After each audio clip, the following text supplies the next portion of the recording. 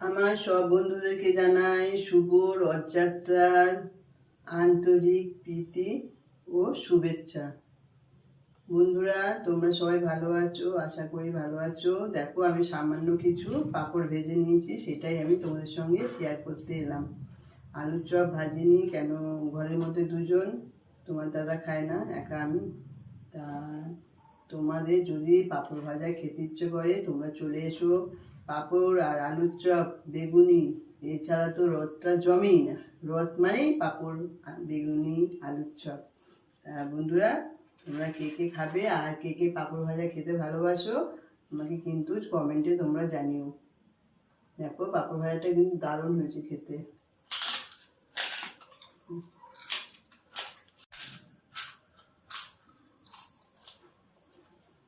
বন্ধুরা, তোমার সঙ্গে আবার পরে দেখা হবে। সবাই ভালো থেকো, টাটা।